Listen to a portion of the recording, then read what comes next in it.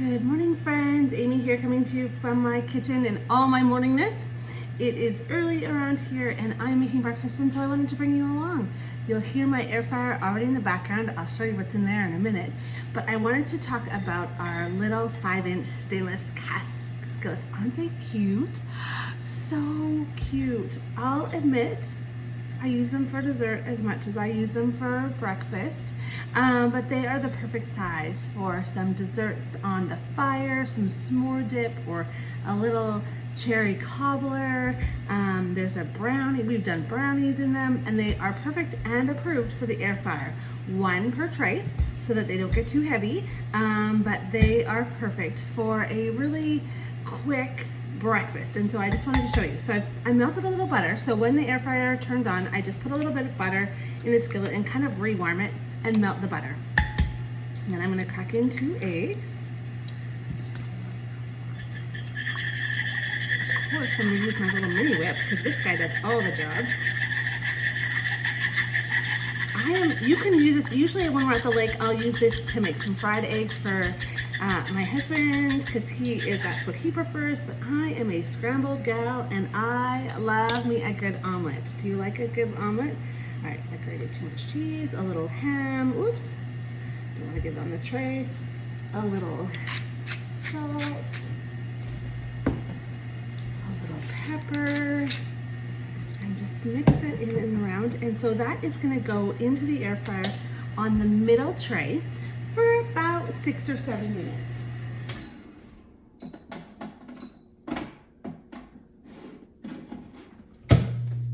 I may switch it to the top in a little bit. We'll see how it's doing. And I'll show you what's in there when we're done. But while that's cooking, I wanted to talk to you about my other must-have in really all points in the day, and that is cold brew. So do y'all know what cold brew is? Many people think that cold brew coffee is just iced coffee.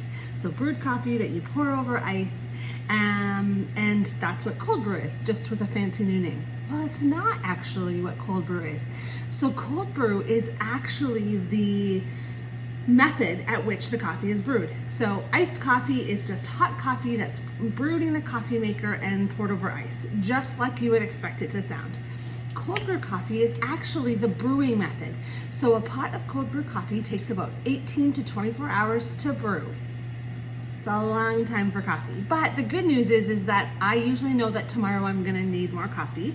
So when I finish a pot, I make a pot right away for tomorrow. And so I wanted to show you how to make a pot of cold brew, and we'll talk about why cold brew is so nice. So first of all, let me just say that most of my cold brew happens in the afternoon, so I use decaf for my cold brew. Now I've been doing a little learning on decaf, and so I am, if we're being honest, I'm using up this bag of grounds. Takes about a cup of grounds. There's a little, this is the filter on the inside. So I just sort of fill it loosely. That's about a cup. I'm a good measurer. And then you hang it in here. Back to the decaf for a second. I'm learning that decaf is actually decaffeinated with some chemicals that maybe aren't super great. So I was doing some reading, and my next bag of decaf will be Swiss water processed, I think is the right word. So I'm gonna look for that. So if you are into decaf coffee, look for the Swiss water process of decaffeinating, because that's better for you. So I filled my cup of coffee beans, and then it takes about 5 cups of water. So this is the tedious process of it, if you will. You just want to run the water slowly through the grounds. And then the grounds are just going to sit in this water till tomorrow, at which point I will take them out and we will have our coffee ready. Now, let me just check on this air fryer. Oh, that's coming great. Okay. So the reason we want to drink cold brew is because the hot brewing process of coffee actually forces acid out of the grounds, and that's what gives us that bitter coffee taste. When we cook or when we brew with cold brew, we don't get that fast brewing, and so therefore we don't get that acid or that sort of bite, if you will, in the coffee.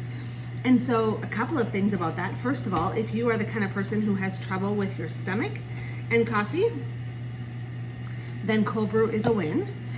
because that lower acid is going to be easier on your stomach.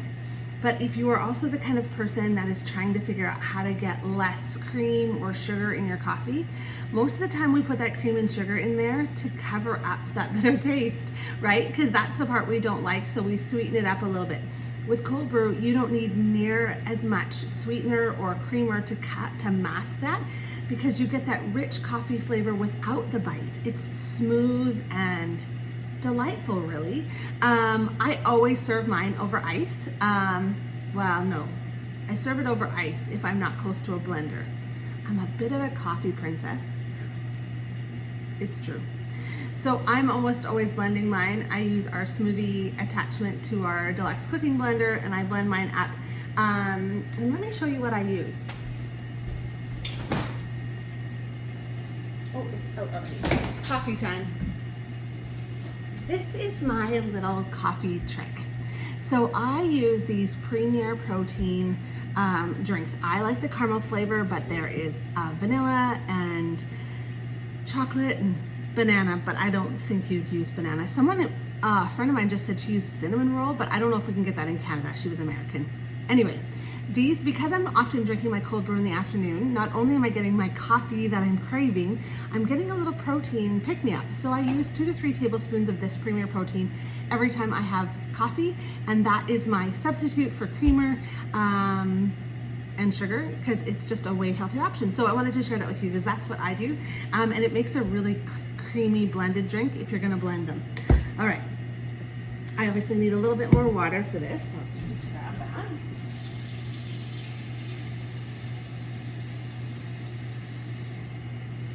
That's what happens when you use a 4-cup measuring cup and you need 5 cups.